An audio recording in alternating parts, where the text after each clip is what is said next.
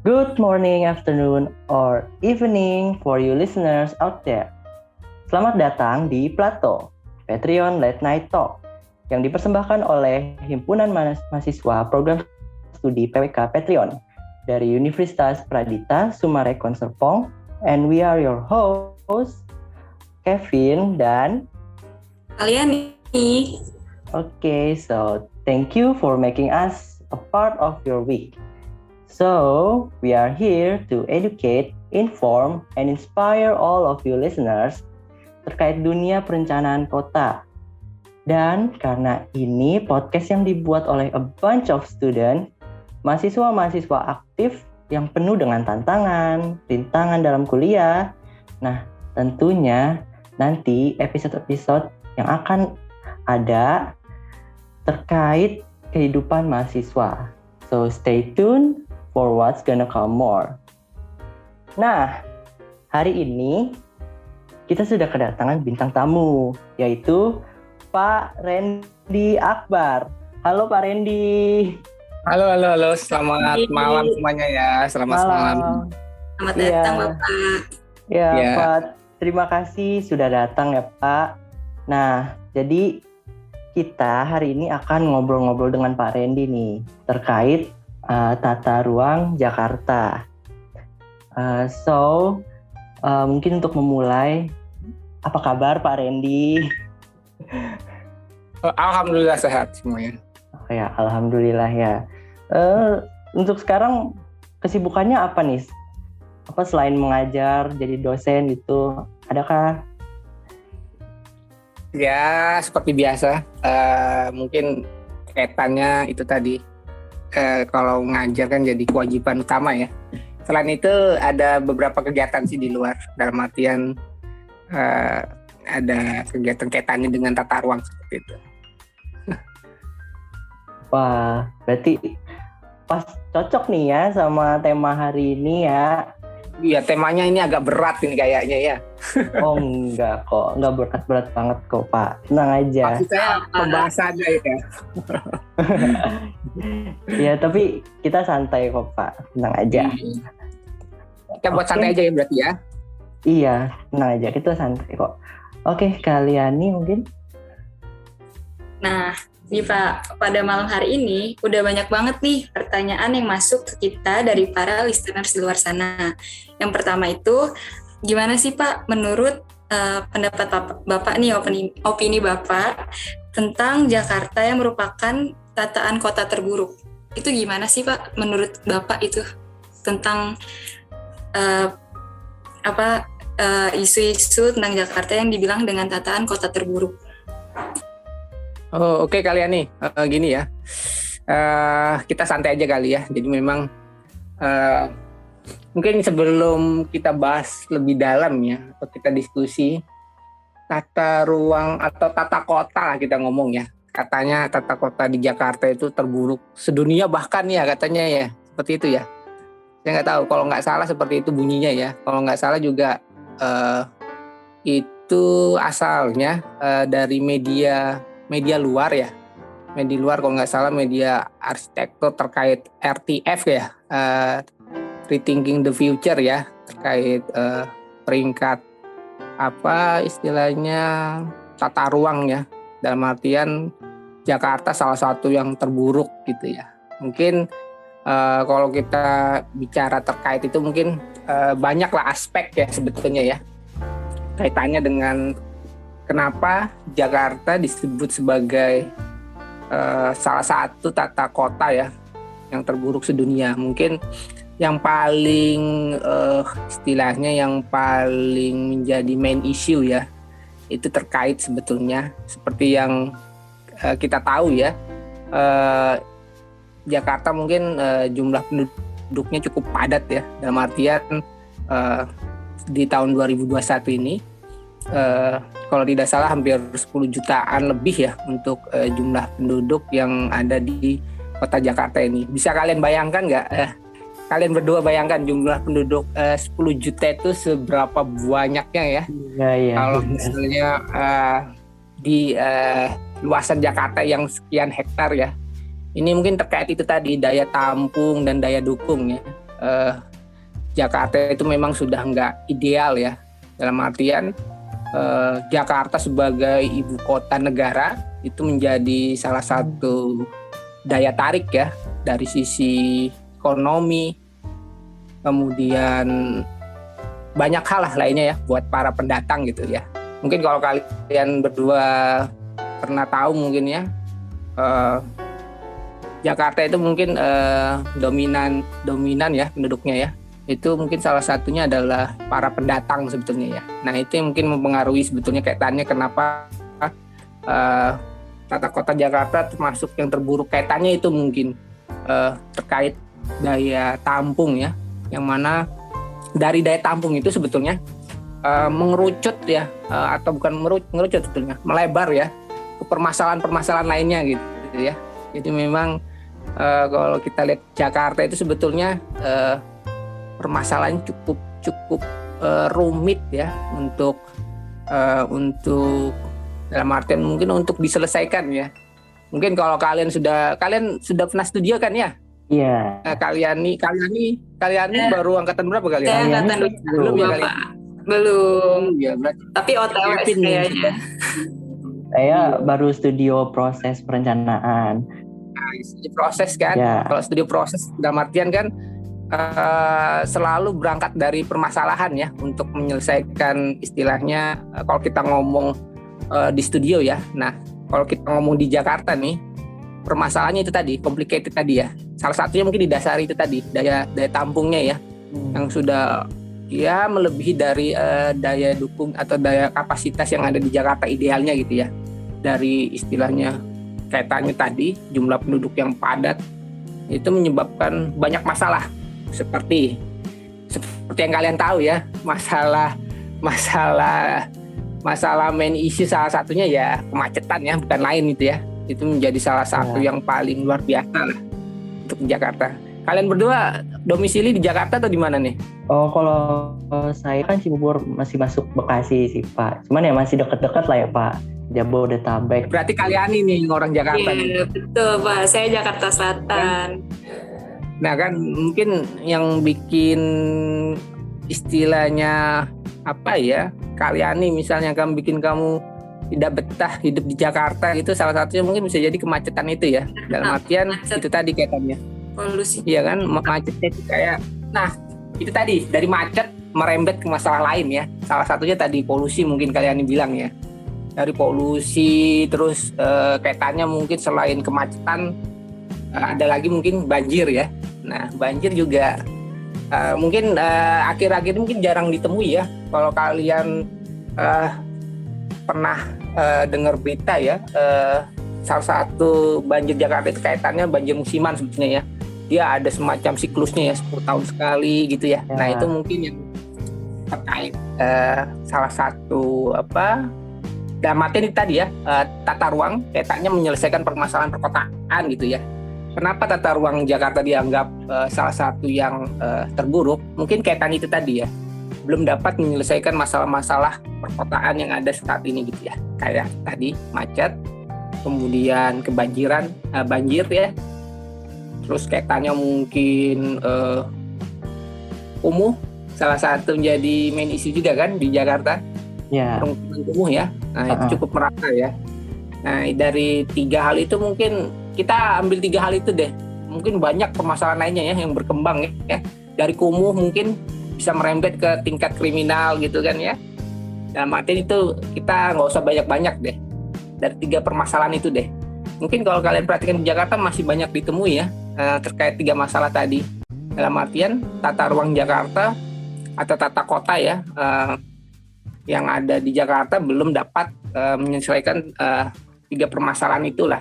Kalau kita tarik itu tadi kayak istilahnya kalau kita ngomong di studio ya, masalah intinya itu ya terkait jumlah penduduk yang sudah sangat meningkat seperti itu.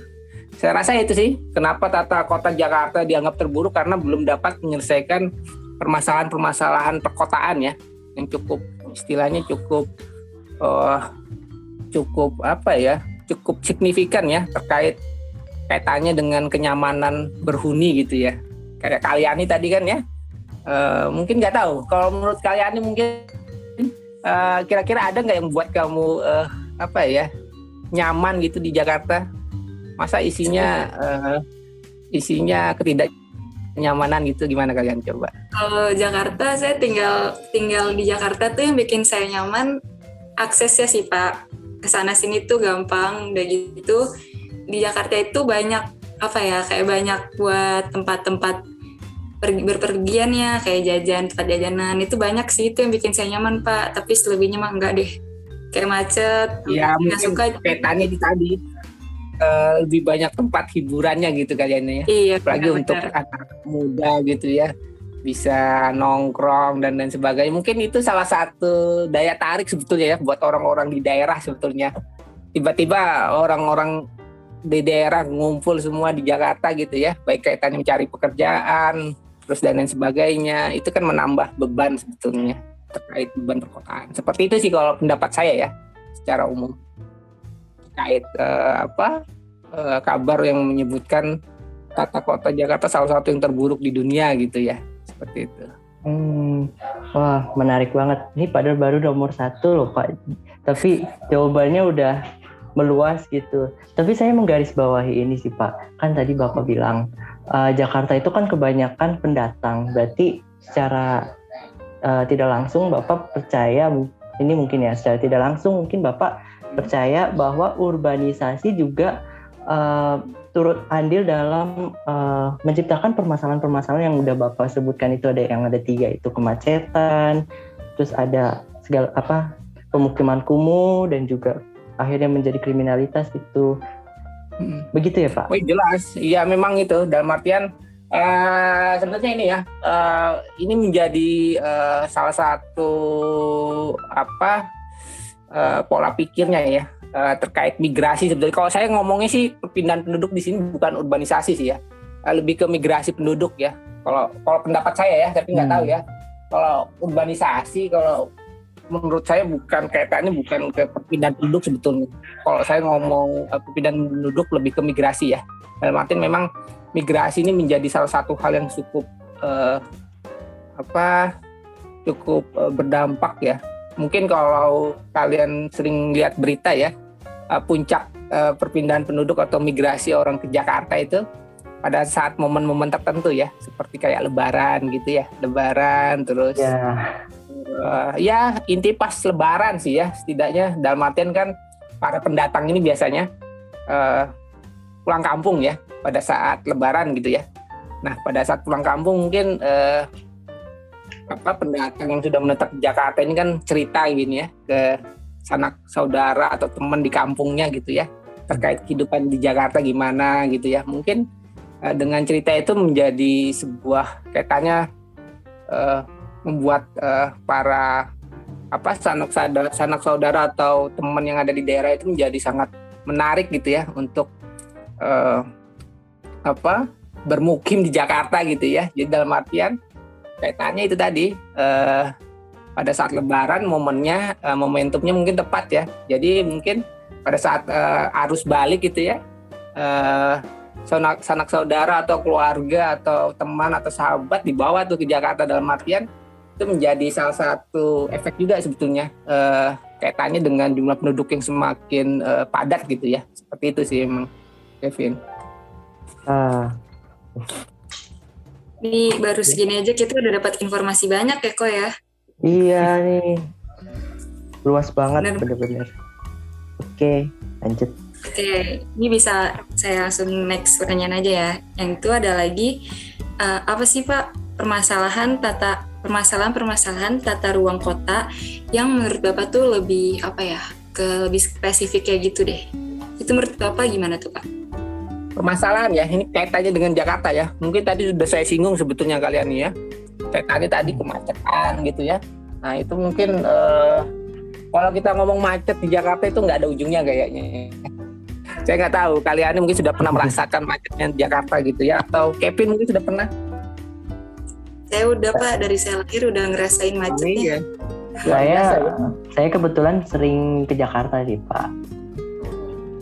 Nah ini dia Kaitannya mungkin kita nggak usah ngambil banyak topik deh permasalahan ya. Kita mungkin ambil beberapa topik deh ya. Kayak kemacetan aja deh yang paling mungkin paling sering didengungkan ya kalau di berita di mana-mana ya, kemacetan deh inti di Jakarta itu. Ini kaitannya ini sih. Tadi mungkin kaitannya mungkin dengan saya nggak tahu Jakarta itu memang serba terlambat kalau saya ngomongnya gitu ya. Kayak seperti penyediaan transportasi massal khususnya ya, yang istilahnya yang terintegrasi ya. Mungkin kalau saat ini mungkin sudah lebih baik ya dengan adanya MRT, LRT gitu kan. Itu menjadi salah satu sebuah istilahnya sebuah harusnya menjadi solusi jangka panjang ya, kaitannya transportasi massal yang istilahnya terintegrasi ya, itu menyebabkan salah satu solusi sebetulnya untuk kemacetan. Dalam artian kalau menurut pendapat saya kemacetan Jakarta itu salah satu yang apa ya, yang menjadi concern saya atau yang menjadi akarnya gitu ya, terlalu banyak kendaraan memang ya di Jakarta. Dalam artian kalau ditarik mundur lagi ya kaitannya dengan banyaknya jumlah penduduk ya. Terus kalau ditarik lagi mungkin kaitannya dengan transportasi massal yang istilahnya tidak cukup baik gitu ya untuk Jakarta. Mungkin tadi saya sempat menyinggung ya, cukup terlambat gitu ya untuk transportasi massal yang nyaman gitu ya. Dulu saya nggak tahu kalian ini mungkin sudah pernah naik bis kota nggak kamu? Kopaja gitu, pernah nggak kamu naik kalian nih? Pernah Bapak, cuman waktu saya masih kecil. Kan sekarang udah jarang-jarang. Nah, iya. Dulu kan mungkin itu salah satu andalan ya, Kopaja. Dalam artian dulu juga Kopaja istilahnya juga memiliki apa ya, bukan tren ya, dalam artian istilahnya kalau Kopaja itu kalau yang diingatan saya ya, itu dia istilahnya berhenti di mana saja gitu, dalam artian ya semau supirnya ya. Dalam artian itu terkadang menyebabkan kemacetan juga ya. Dalam artian sekarang kan sudah jarang kelihatan Kopaja ya. Salah satunya mungkin dengan adanya busway ya. Nah, munculnya busway itu atau Transjakarta kalau kita ngomong ya, itu juga cukup terlambat ya. Baru ada di Jakarta itu kalau tidak salah di tahun 2000-an ya. Saya lupa tepatnya kayak 2004 kalau tidak salah ya. Itu untuk tataran sebuah kota besar ya, itu cukup terlambat ya. Dalam artian Jakarta sebagai kota metropolitan, ibu kota negara, baru memiliki transportasi yang nyaman di tahun 2004 gitu. Bedanya mungkin di luar negeri ya. Saya nggak tahu, Kevin kayaknya sudah pernah ke luar negeri nih. Kalau di luar negeri itu kan transportasinya kan sudah lebih mapan ya, kayak tram gitu ya. Itu mungkin sudah mulai zaman dulu sudah ada itu. Kalau di Indonesia ya baru muncul kayak tadi busway yang istilahnya nyaman gitu ya. Itu baru ada di tahun 2004 gitu. Dalam artian sudah keburu banyak kendaraan logikanya ya di jalanan gitu. Sudah istilahnya bukan pola pikir ya. Kalau menurut saya lebih ke mungkin salah satunya pola pikir ya masyarakat Jakarta ya, lebih nyaman menggunakan kendaraan pribadi daripada kendaraan umum gitu ya. Itu terkadang menjadi salah satu masalah yang cukup complicated ya.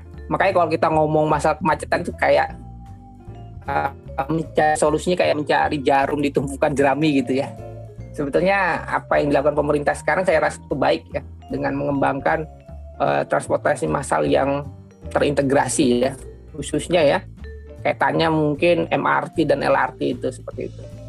Kita kalau ngomong kemacetan nggak ada ujungnya kayaknya untuk Jakarta ini. Salah satu isu yang cukup besar gitu ya kalau menurut saya, seperti itu. Nah, mungkin selain kemacetan sendiri sebagai permasalahan ya gitu Pak, apakah ada lagi kayak misalnya degradasi lahan gitu kan ya, kita kan selalu dengar gitu degradasi lahan hijau, yang tadinya lahan hijau dibuat jadi pembangunan gitu kan. Iya. Ya, terus, itu kalau istilahnya konversi lahan ya, kayak RTH misalnya lahan hijau di Jakarta mungkin sangat jarang ketemu ruang terbuka atau lahan kosong khususnya ya. Lahan kosong kalau di Jakarta kan sayang gitu ya, lebih baik dikomersilkan gitu ya. Itu makanya petanya mungkin nggak ada ujungnya lah kalau kita cari akar masalahnya ya. Makanya kalau kayak degradasi lahan atau konversi lahan itu kalian bilang itu memang menjadi masalah, bukan hanya di Jakarta sebetulnya, kota-kota besar juga seperti itu ya. Petanya tadi jumlah penduduk yang makin padat, mau tidak mau kan istilahnya ya mengubah lahan-lahan kosong yang belum istilahnya belum produktif gitu ya, diubah menjadi kayak permukiman dan lain sebagainya gitu ya. Nah itu memang sebetulnya permasalahan hampir di semua kota besar itu kalau menurut saya. Nah itu kaitannya tadi bagaimana harusnya sebetulnya kaitannya penyediaan RTH sebetulnya ujungnya ya. Terkadang ruang publik tuh kadang masih dikesampingkan gitu sama pemerintah ya, dalam artian kalau kita lihat di undang-undang ya, di peraturan kan, standar minimal RTH ya di sebuah kota atau kabupaten itu kan 30% dari luas wilayah gitu ya. Yeah. Nah itu mungkin agak cukup sulit ya, apalagi kalau kita ngomong sebuah kota besar kayak di Jakarta gitu. Kalau kita kaitannya dengan kota-kota, istilah kota kecil ya, kayak kabupaten, pedesaan gitu oke lah ya. Untuk kota-kota besar memang agak-agak berat gitu sebetulnya terkait degradasi lahan atau konversi lahan. Memang tidak, kalau menurut saya tidak bisa dihindari lah untuk ukuran sebuah kota besar gitu ya, seperti itu. Seperti itu sih kalau pendapat saya. Iya. Oke. Mungkin pertanyaan selanjutnya kan. Oke. Banyak banget nih. Pak. Banyak banget nih Pak. Gak sabar kan Pak? Jadi. Tapi gimana kalian ini? Katanya ibu kota mau pindah nih kan? Kamu nggak sedih gitu kalian nih? Saya nggak tahu Pak sedih apa seneng Bapak. Iya, itu isu ibu kota pindah sebetulnya menjadi hal yang menarik ya. Kalau kita kaitkan dengan Jakarta saat ini ya, saya nggak tahu ya. Kalau menurut saya malah berdampak baik sebetulnya harusnya ya. Kaitannya itu tadi dengan isu pemindahan ibu kota ya. Kaitannya mungkin kita nggak usah ngomong jauh-jauh, kita ngomong kaitannya dengan tata ruang atau tata kota di Jakarta ya, dengan pemindahan misalnya gitu ya, pemindahan ibu kota ya. Dalam artian mungkin saya rasa itu akan menjadi suatu hal yang baik ya. Kaitannya itu tadi, mungkin kemungkinan kalian bayangkan gini deh, di Jakarta itu kan sebagai pusat kegiatan ekonomi juga pusat kegiatan apa coba? Pemerintahan bukan nih? Ya kan? Di situ kan banyak kementerian, kelembagaan ya, kumpulnya kan di Jakarta semua gitu kan. Nah itu kan dengan isu pemindahan ibu kota, mau tidak mau kan, kalau kita ngomong ibu kota, istilah Jakarta sebagai pusat pemerintahan kan juga akan dipindahkan ya. Itu juga kan mengakibatkan mungkin bukan perpindahan ya, pemindahan juga kaitannya dengan kementerian kelembagaan ya. Dalam artian ya para ASN gitu ya. Saya lupa jumlah ASN yang ada di Jakarta itu kayaknya ada jutaan ya. Saya lupa 2 juta atau 3 juta ya di Jakarta. Dalam artian itu juga cukup signifikan biasanya ya untuk kaitannya mungkin jadi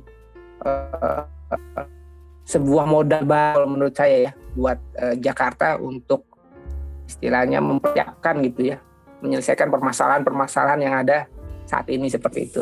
Kaitannya dengan sebetulnya kaitannya gini, tata ruang Jakarta itu sebetulnya nggak buruk gitu ya. Dalam artian kenapa disebut buruk? Karena semua yang dilakukan itu menurut saya terlambat gitu ya, terkait solusi yang tercantum baik produk rencana di dalam tata ruangnya gitu ya, baik RT RW atau RDTR ya. Itu kaitannya mungkin tadi udah terlambat semua, kaitannya tadi dengan penyediaan transportasi umum yang terintegrasi ya. Itu baru ada di tahun 2000. Tadi kan saya sebut 2004-an kalau tidak salah ya. Nah, itu sudah terlanjur terlambat gitu ya. Seperti itu, makanya kadang itulah masalah klasik di Jakarta atau khususnya di Indonesia, semua serba terlambat kalau menurut saya. Seperti itu. Oke Bapak, ini infonya udah banyak banget nih Pak. Jadi kayak semacam kuliah nggak sih ini? Enggak. Enggak, Pak. Ini kita dapat info-info penting sih sebenarnya, Pak. Gitu ya. Semoga saja ya. Nah, oke, mungkin saya langsung next pertanyaan aja ya, Pak. Ya silakan. Ini by the way kalau boleh tahu pertanyaan ini berupa polling atau nanya gimana atau gimana kok bisa muncul pertanyaan ini? Oh, ini kita bikin question box dari listeners dari di luar sana gitu. Mereka kasih pertanyaan ke kita buat Bapak gitu, buat Bapak jawab. Mantap. Iya, oke, mungkin langsung aja Kal. Oke, thank you. Nih, jadi Bapak, ada tanggapan yang terkait pernyataan John Biden yang memprediksikan bahwa Jakarta akan tenggelam beberapa tahun ke depan terkait penurunan permukaan tanahnya itu.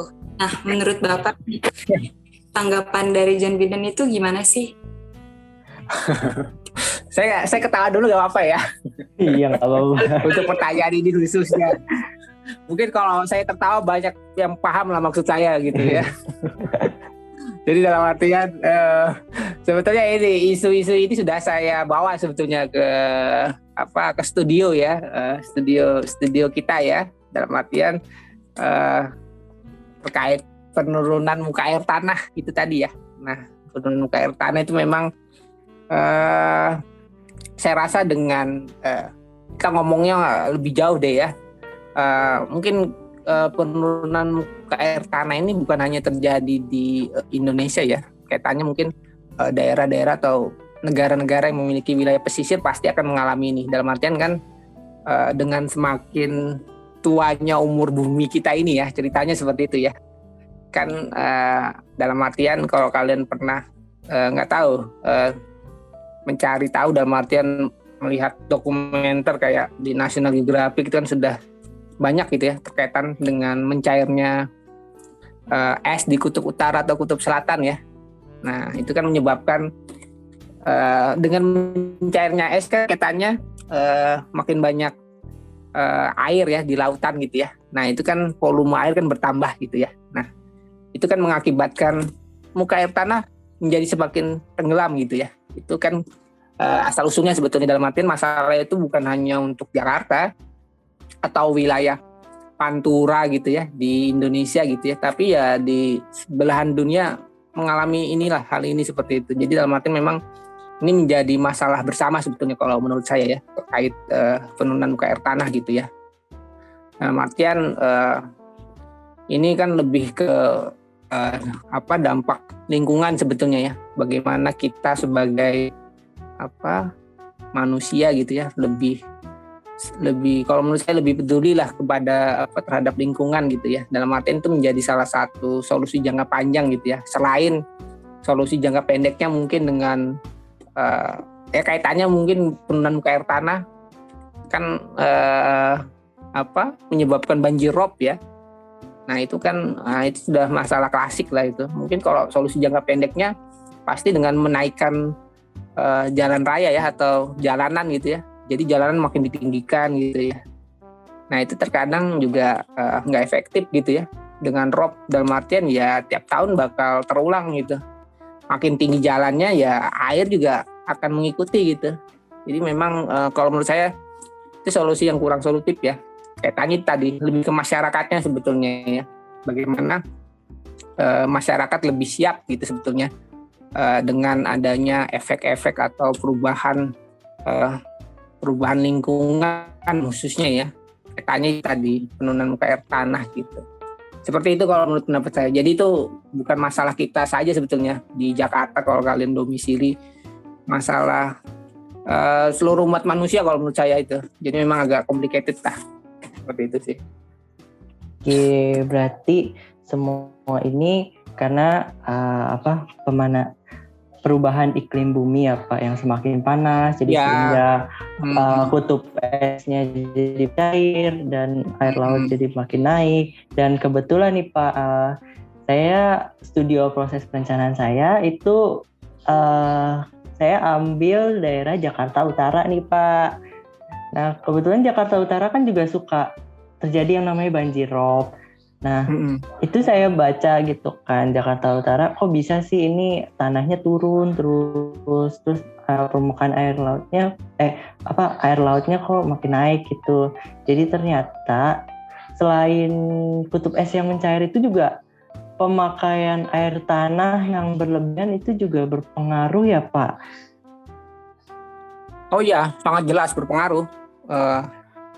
Kan kalau orang ngebor dalam artian bor tanah, ngebor untuk mencari air ya, itu juga menyebabkan muka air tanah makin turun ya. Maka kalau menurut saya lebih ke yang menyebabkan masalah kaitannya tadi ya, penurunan muka air tanah dan sebagainya itu lebih disebabkan oleh manusia itu sendiri sebetulnya ya. Kaitannya kurang peduli terhadap lingkungan sekitarnya sebetulnya ya. Dalam artian memang itu menjadi butuh edukasi kalau menurut saya ya, buat masyarakat gitu ya. Kaitannya aturannya harus tegak sebetulnya. Maksud saya aturannya harus tegas gitu ya. Kayak ngebor atau itu harusnya udah nggak dibolehkan ya, khususnya di Jakarta ya. Sudah dilarang sebetulnya. Tapi terkadang masyarakat itu nggak peduli gitu ya. Dalam artian masih banyak gitu yang menggunakan sumur tanah gitu ya. Dalam artian itu menjadi salah satu juga penyebabnya gitu sebetulnya, salah satu makin menambah cepat turunnya muka air tanah gitu ya. Makanya mungkin bisa jadi di Jakarta ya disebut tenggelam gitu ya. Bisa jadi karena selain itu tadi isu global yang saya sampaikan terkait itu tadi apa yang Kevin sampaikan ya, itu menjadi mempercepat gitu ya. Makin mempercepat isu dalam artian makin cepat tenggelam lah kalau kita ngomong ya Jakarta ya. Selain itu tadi banyak sebetulnya kaitannya dengan tadi udah saya singgung, Kevin singgung kayaknya dengan konversi lahan itu juga menyebabkan resapan air berkurang kan. Iya. Semakin banyak lahan terbangun gitu ya. Nah itu juga menyebabkan makin turun juga muka air tanah gitu. Jadi memang banyak hal yang harus diperbaiki lah kalau kita ngomong kaitannya dengan ini muka air tanah. Oh berarti studio proses kalian Jakarta Utara juga atau hanya kelompokmu gitu? Kelompok saya Jakarta Utara, tapi untuk satu angkatan itu kita semua ambil DKI Jakarta. Jadi ya, saya Utara. Yang kakak tingkat kalian ini studionya ya terkait ini, sama persis terkait isu ini. Enggak, itu mungkin kebetulan saya dapat infonya kayak gitu Pak. Iya. Makanya info ini cukup sebetulnya emang agak membuat kaget kali ya, mencengangkan juga kayak gitu ya, kaitannya dengan Jakarta tenggelam gitu ya. Jadi hal yang heboh mungkin di awal munculnya berita ini seperti itu. Iya, itu Owen sampai pindah rumah tuh Pak. Masa? Pindah kemana dia? Ke Bogor gitu, yang lebih tinggi biar nggak banjir. Dari Jakarta Utara ke Jakarta Timur dia. Oh, sama Jakartanya. Saya kira pindah ke daerah yang lebih tinggi gitu. Tapi setidaknya udah siap gitu. Kalau misalnya terjadi apa-apa. Nggak ya, bercanda. Oke. Kan tadi kan udah banyak nih kan permasalahan tata ruang Jakarta yang Bapak sebut. Terus Bapak sempat singgung kan mungkin karena dari pemerintahnya itu mungkin terlambat gitu ya Pak. Iya. Nah selain itu ada nggak sih hambatan dan tantangan terbesar dalam penyelesaian permasalahan-permasalahan tata ruang Jakarta ini selain pemerintah yang terlambat mungkin atau warga yang kurang edukasi? Ya, itu tadi mungkin sebetulnya sudah bisa dirangkum sebetulnya apa yang saya sampaikan tadi ya. Jadi memang kaitannya mungkin tadi ya. 2 poin sudah Kevin perjelas lagi ya. Kaitannya ini kait kalau kita ngomong tata ruang berarti kan ada kaitannya penyelenggaraan penataan ruang ya. Itu terkadang tidak cukup kalau menurut saya banyak pelanggaran masih terkait penataan ruang di Jakarta ya. Dalam artian mungkin dibiarkan gitu ya. Atau kurang tegas bisa jadi pemerintah dalam kaitannya tadi pelanggaran penataan ruang ya, kaitannya mungkin dengan peraturan-peraturan yang sudah disusun gitu, banyak di sana pelanggaran-pelanggaran yang ada gitu ya. Mungkin kaitannya Jakarta sebagai kota besar ya, itu kan banyak perusahaan-perusahaan besar ya. Dalam artian company-company perusahaan-perusahaan itu kan skalanya kan bukan hanya nasional ya kalau di Jakarta ya, multinasional ataupun internasional atau ya besar lah intinya ya. Nah itu kan terkadang banyak mencari celah ya dalam artian melakukan pelanggaran kaitannya dengan tata ruang ya. Contoh nyatanya aja mungkin kaitannya dengan ketinggian bangunan gitu ya. Nah itu juga di Jakarta kan memang bangunan-bangunan bertingkat kan cukup banyak ya di Jakarta ya. Mungkin saya nggak tahu ya. Saya rasa di Jakarta mungkin kalau kalian pernah tahu Simpang Susun Semanggi. Ya. Pernah dengar nggak Simpang Susun Semanggi? Nah itu salah satu, sebetulnya ini bukan solusi sebetulnya terkait pelanggaran-pelanggaran ya, mungkin sebagai sanksi ya buat para pelanggar ya, kaitannya dengan penataan ruang terkait ketinggian bangunan ya. Kalau kalian tahu mungkin di Simpang Susun Semanggi itu merupakan kaitannya dengan pemberian disinsentif ya, bahasanya seperti itu ya, kaitannya semacam para gedung-gedung yang tinggi-tinggi yang istilahnya melanggar ya peraturan ketinggian bangunan ya. Ketinggian bangunan itu kan adanya di salah satu hasil dari produk tata ruang ya. Nah itu para pelanggar itu dia dimintai retribusi ya untuk membuat Simpang Susun Semanggi itu. Jadi Simpang Susun Semanggi itu merupakan hasil dari itu sebetulnya para pelanggar penataan ruang sebetulnya. Itu menjadi solusi sebetulnya ya. Dalam artian itu dananya mungkin nggak murni dari pemerintah itu. Dalam artian memang itu diambil dari pelanggaran-pelanggaran yang istilahnya yang diberi disinsentif di sini ya kita ngomong. Jadi kalau kalian perdalam lagi ya terkait tata ruang ya, itu ada yang namanya insentif dan disinsentif ya. Jadi memang kalau yang insentif itu yang sesuai dengan tata ruang biasanya gitu ya, diberi insentif baik masyarakat atau pemerintah daerah gitu ya. Nah kalau yang melanggar itu biasanya diberi disinsentif ya. Salah satu itu tadi Simpang Susun Semanggi itu merupakan hasil dari istilah kumpulan dana dari para pelanggar itu. Jadi memang itu menjadi salah satu solusi memang kalau bisa ditegakkan sebetulnya ya, istilahnya bisa menjadi efek jera mungkin atau bisa untuk membangun infrastruktur lainnya ya yang lebih bermanfaat ya. Kayak Simpang Susun Semanggi kan kaitannya mungkin kaitannya untuk menyelesaikan masalah kemacetan juga ya, kaitannya mungkin ya. Tapi kalau menurut saya juga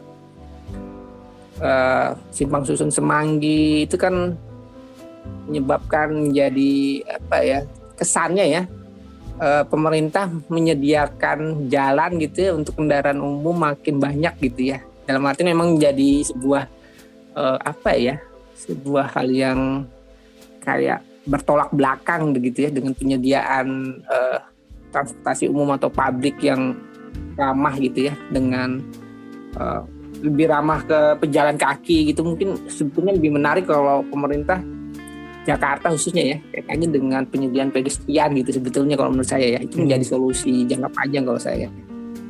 Kalau nggak tahu kalian nih, pernah nggak kalian nih jalan kaki gitu dari pedestrian atau jalan kaki di pedestrian di Jakarta gitu? Pernah nggak kalian nih?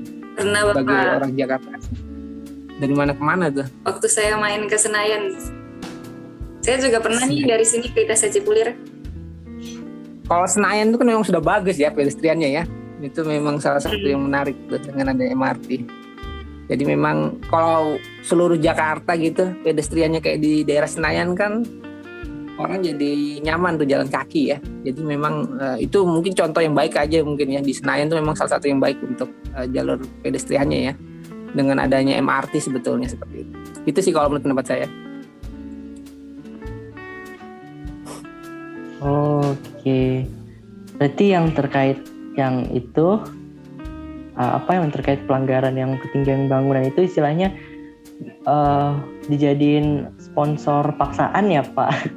Bukan paksaan, ini semacam kayak denda sanksi ya. Iya, denda sanksi. Tapi ya itu kan jadi kayak apa? Ya itu mungkin kaitannya tadi Kevin, sebetulnya banyak pelanggaran penataan ruang ya yang diabaikan gitu ya. Mungkin sudah menuju arah yang lebih baik sebetulnya ya dengan adanya pemberian insentif dan disinsentif itu ya. Sebetulnya kalau dijalankan dengan benar harusnya ya pelanggaran-pelanggaran tuh ya harusnya ya berkurang gitu ya, seperti itu. Iya, semoga ya Pak. Iya, amin ya. Iya. Oke. Nah, terus dari hambatan, tantangan kita ya bergeser dulu ke potensi nih. Nah, potensi apa sih yang bisa dikembangkan dari tata ruang di Jakarta yang sekarang gitu, Pak? Mungkin ya kita ngomong yang positif-positif aja deh.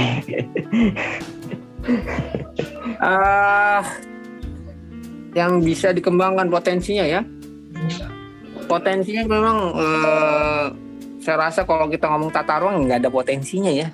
Potensi itu lebih apa hal yang dimiliki di wilayahnya gitu sebetulnya ya. Kalau Jakarta, maksudnya saya ngomong bukan potensi tata ruang sebetulnya ya, potensi kota Jakarta sebetulnya ya. Kalau lebih bisa lebih mengerucut gitu ya. Kalau potensi tata ruang memang dalam artian tata ruang Jakarta ya sebetulnya sudah cukup. Dalam artian gini ya, tata ruang, mungkin kita bahas tata ruang Jakarta deh. Mungkin harusnya kita bahasin di awal ya. Jakarta itu kan daerah istimewa ya. Daerah istimewa itu menyebabkan berbeda dengan daerah lain gitu ya. Jadi memang kan Provinsi DKI Jakarta gitu ya. Jadi memang kalau di Indonesia ini kok nggak salah cuma ada 2 ya yang daerah istimewa ya. Daerah istimewa Yogyakarta sama DKI Jakarta ya. Saya nggak tahu Aceh itu masuk istimewa nggak ya. Tapi mungkin concernnya itu ya. Karena ada hal yang istimewa itu, tata ruang di Jakarta itu sedikit berbeda dibanding dengan wilayah-wilayah lain. Udah. Mau beli makan gue pesen. Enggak, beli makan apaan? Udah bilang. Beli ayam. Pecel ayam. Jadi itu tadi terkait ini. Tadi kan berbeda ya terkait tata ruangnya ya. Secara hierarki gitu ya. Kalau kalian perhatikan mungkin Jakarta itu kan sebuah provinsi ya. Yang mana di bawahnya itu ada kotanya ya. Ada kota Jakarta Selatan, Jakarta Barat gitu ya, Jakarta Timur, Kepulauan Seribu ya. Dalam artian skala kota Jakarta mungkin berbeda dengan wilayah lainnya ya. Dalam artian memang karena itu tadi sebagai daerah istimewa ya, itu mungkin menjadi salah satu potensi ya sebetulnya karena memiliki hal yang keistimewaan gitu ya. Kaitannya itu tadi sebagai ibu kota pemerintahan dan ekonomi ya. Dalam artian mungkin yang bisa dikembangkan kaitannya dengan ekonomi yang mapan ya, harusnya itu menjadi sesuatu hal yang menarik gitu ya untuk Jakarta gitu ya. Dalam arti sektor yang paling berkembang ya di Jakarta itu mungkin ya sektor kaitannya mungkin yang perdagangan jasa atau perkantoran gitu ya. Nah itu mungkin yang bisa dikembangkan dalam kaitannya dengan mewujudkan tata ruang gitu ya. Dalam arti memang itu bisa istilahnya keluar muncul konsep-konsep yang kaitannya dengan kaitannya mungkin konsep-konsep yang lebih up to date ya dengan kita kalau ngomong tata ruang gitu ya. Jadi makanya saya agak bingung nih kalau kamu ngomong potensi tata ruang di Jakarta, agak sulit sebetulnya kalau kita bahas ya. Lebih ke potensi wilayah sebetulnya kalau menurut saya gitu, Kevin. Jadi memang kalau potensi tata ruang berarti ya kan tata ruang kan dinamis ya. 5 tahun sekali ada revisi kan, tata ruang kan sifatnya 20 tahun gitu ya. Potensinya ya jelas berarti bagaimana bisa kalau kita ngomong potensi tata ruang bagaimana bisa membuat sebuah rencana yang inovatif gitu ya kaitannya dengan 20 tahun ke depan gitu ya. Seperti itu. Jadi kalian ini harusnya bangga gitu ya kuliah di urban planning gitu ya. Jadi kayak semacam penerawang masa depan gitu ceritanya kan. Kan kalian ngomongnya masa depan semua nih 20 tahun ke depan gitu kan ya. Makanya kalian harusnya jago dalam membuat sebuah rencana hidup ya seperti itu. Ya ampun. ya aminin aja lah rencana hidup saya beneran terjadi gitu.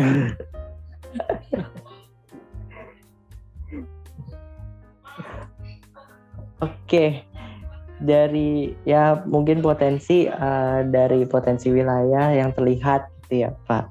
Nah sekarang mungkin strategi apa yang bisa dilakukan oleh stakeholder yang ada terkait permasalahan tata ruang yang ada di Jakarta nih Pak?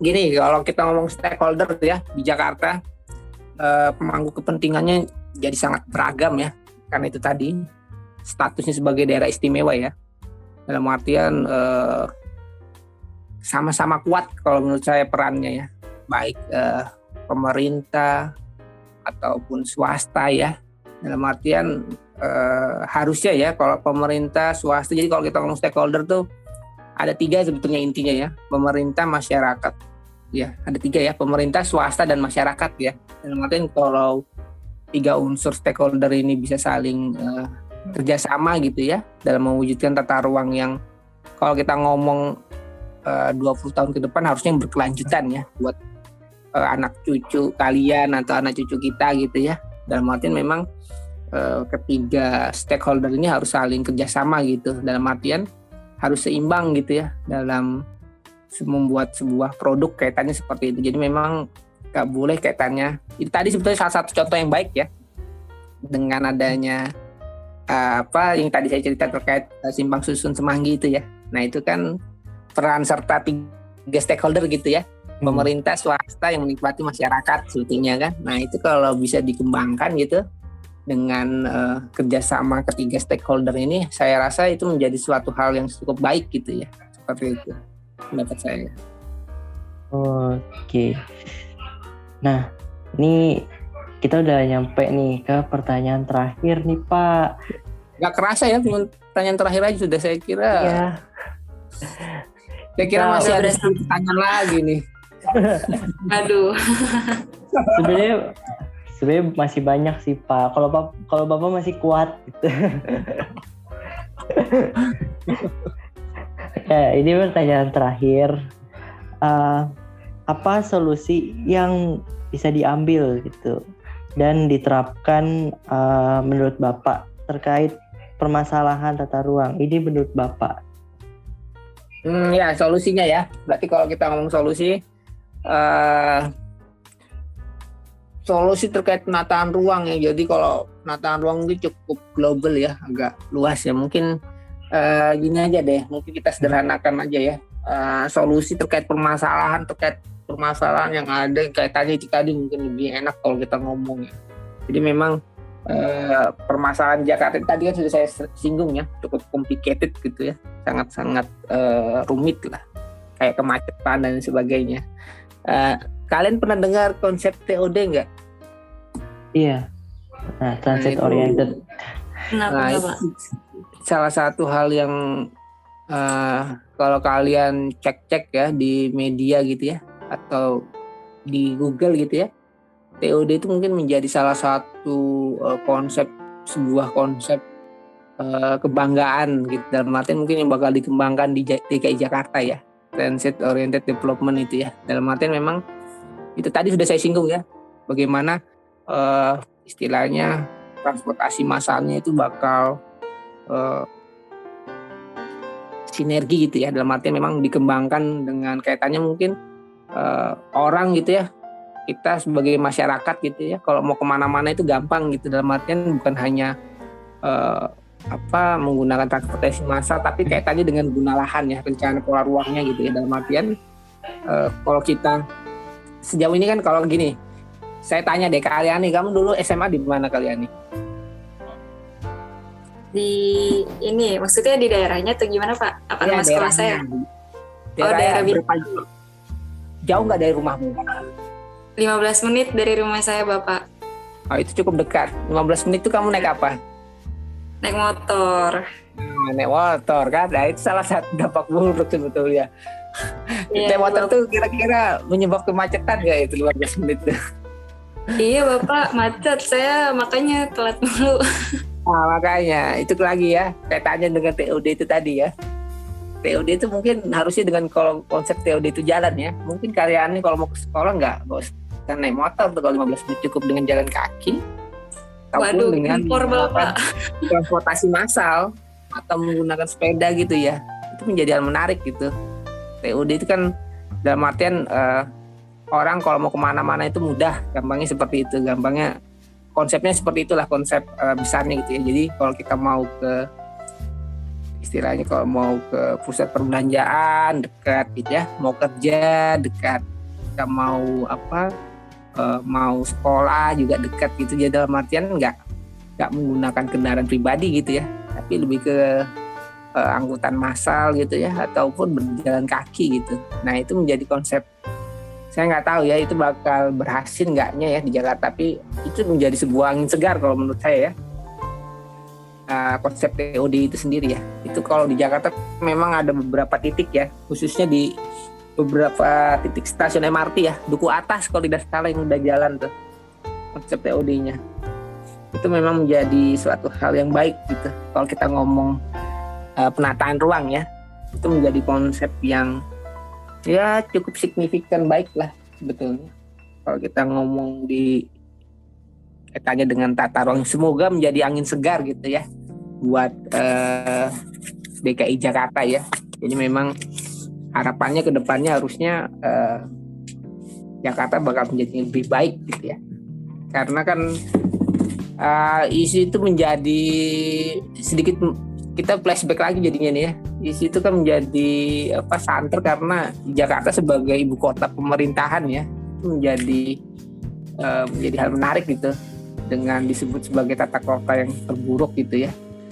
Jadi memang harapannya ya dengan konsep-konsep yang diberikan oleh pemerintah Provinsi DKI kaitannya dengan TOD yang bakal berkembang, harusnya menjadi angin segar kalau menurut saya buat tata kota yang ada di Provinsi DKI Jakarta seperti itu. Dan kalian sebagai generasi muda harusnya lebih inovatif ya dalam membuat sebuah konsep, harusnya seperti itu ya, kaitannya dengan permasalahan Jakarta yang bakal dinamis gitu ya. Kalian kan sebagai generasi muda nantinya kan, kayak kalian nih gitu ya, terus Kevin dan kakak tingkat dan lain sebagainya yang istilahnya harus lebih inovatif lah gitu ya dalam menghasilkan sebuah produk tata ruang. Kalau kita ngomong tata kota gitu, tata ruang lah ya, seperti itu maksud saya. Itu Iya. Kevin dan kalian by the way depannya K semua ya, Kevin, kalian nih ya, emang sengaja jadi pasangkan atau gimana nih? Gak tahu yang buat Thor sebenarnya yang memasangkan kita. Jago kayaknya buat ya menskenario kan ini semua, kayaknya MC-nya depannya K semua nih, kalian nih, Kevin. Untuk nama saya bukan K, Candy gitu ya. Jadi triple K. Iya makanya. Iya. Mas Oke. Jadi berarti TOD ya Pak. Iya. Solusinya. Cuman kan TOD sih emang lagi lagi boomingnya ya Pak. Kayak Iya. Apalagi di pinggiran Jakarta, khususnya itu daerah saya juga udah banyak nih daerah-daerah TOD gitu. Nah, tapi yang saya lihat sih Pak, sebenarnya itu kedepannya akan bagus. Cuman pas pembangunannya mungkin ya dia ada sedikit ya, ada suatu pengorbanan lah yang harus dia laluin, kayak misalnya jalan jadi makin sempit tuh ya Pak. Ya. Itu tadi Ya, sebetulnya Kevin, karena kita terlambat gitu ya. Itu kayaknya menyebabkan masalah lain. Itu semuanya disebabkan karena keterlambatan itulah. Jadi makanya ya cukup terlambat lah dengan adanya konsep itu dijalankan sebetulnya. Jadinya itu tadi udah jalannya makin sempit ya dengan ada TOD gitu ya. Dan Martin kalau dari dulu pedestriannya udah lebar-lebar kan harusnya udah aman gitu ya. Tapi memang makanya sejarahnya memang dari awal memang agak terlambat, dalam arti mungkin produk dari dulunya itu memang sudah kurang mengakomodasi masa depan gitu kalau menurut saya, seperti itu. Iya. Udah nge-scroll duluan, baru kepikiran gitu ya Pak. Iya. Iya. Tapi emang sih mungkin dulu ngelihatnya ini orang butuh tempat tinggal, mungkin udah kepikirannya mungkin tempat tinggal kali itu. Iya. Udah kepikiran ada transportasi ini, harus mikir ini. Udah kepikiran kali ya Pak. Iya, makanya itu sempat terlambat itu. Ke depannya ya Pak. Iya, makanya kalian makanya kalau seorang planner tuh harusnya selalu berpikir masa depan, berpikir jauh lah. Jadi mungkin kalau kalian mau melatih ya tiap bangun pagi gitu ya, kalian sudah harus merencanakan kegiatan kalian tuh mau ngapa-ngapain itu harus direncanakan gitu ya. Nah itu kaitannya mungkin kalian sebagai untuk melatih, kalau menurut saya sebagai calon-calon planner muda gitu kan, melatih ya kalian merencanakan dalam sehari itu harus ngapa-ngapain gitu ya, itu harus disusun gitu.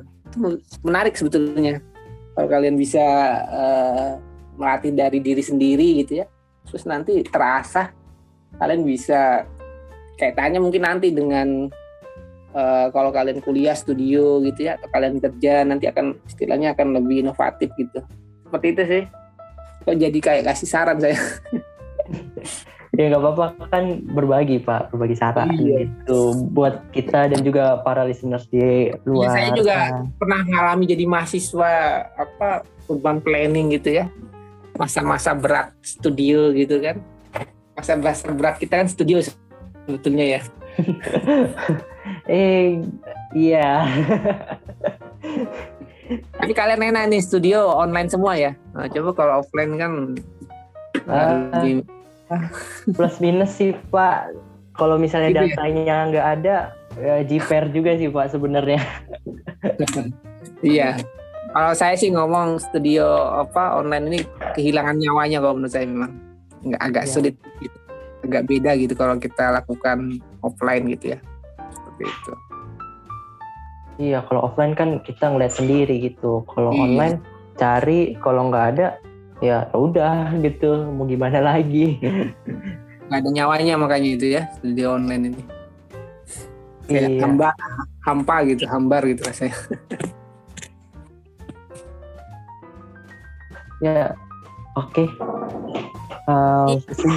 Ya, kalian. Banget nih ya kok jawaban-jawaban yang Pak Randy kasih nih atas pertanyaan yang tadi. Tapi nih kita tuh gak berasa banget nih udah mau di penghujung waktu.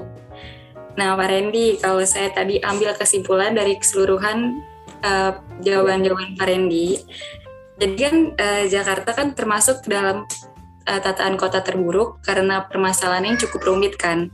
Belum lagi adanya kesigapan pemerintah dan makin banyaknya daya tampung yang melebihi kapasitas yang ada. Begitu permasalahan penurunan tanah juga berdampak pada lingkungan. Tapi kalau ada kesigapan dari pemerintah, mungkin banget sih bisa memberikan efek yang lebih baik lagi buat perkembangan kota Jakarta. Baik dari segi hambatan, potensi yang ada juga. Nah, namun karena adanya strategi dari stakeholder yang baik, mulai dari pemerintah, swasta, dan masyarakat, itu bisa memberikan efek yang baik juga sih Pak sebenarnya buat Jakarta ke depannya. Betul Pak? Ya, betul. Mantap. Mantap. Saya mau Kayaknya jago nih, cocok jadi notulensi nih. Aduh, saya bingung nih baca apaan. Aduh. Ya udah Bapak, saya mau bilang makasih nih Bapak karena Bapak udah. Terima kasih banyak ya, saya udah diundang gitu ya. Dalam artian temanya menarik sebetulnya, cuma itu tadi harapan saya sebetulnya pengen diundang podcast tapi tema yang ringan-ringan gitu, yang lucu-lucu gitu ya. Tapi kedapatan tema yang cukup berat. Tapi nggak tegang kan Pak? Sih. Terima kasih sudah diundang ya, jangan kapok-kapok ya. Iya, terima kasih Bapak udah bersedia menjadi narasumber di podcast Plato pada hari ini. Ya. Oke, kalian nih. Untuk listeners di luar sana nih, jangan lupa ya pantengin terus next episode selanjutnya karena nggak akan kalah menarik dari episode sebelumnya maupun selanjutnya. dan juga nih sangat bermanfaat nih pastinya buat kita para listeners. Makanya tetap stay tune di next episode selanjutnya. See you the next episode selanjutnya. Ada saya Bye-bye. Ada saya Terima kasih Kaliani. semuanya. Iya, dan saya Kevin, pamit undur diri. Terima kasih dan stay healthy. Bye-bye. Terima kasih Bapak. Terima kasih Kevin, kalian nih.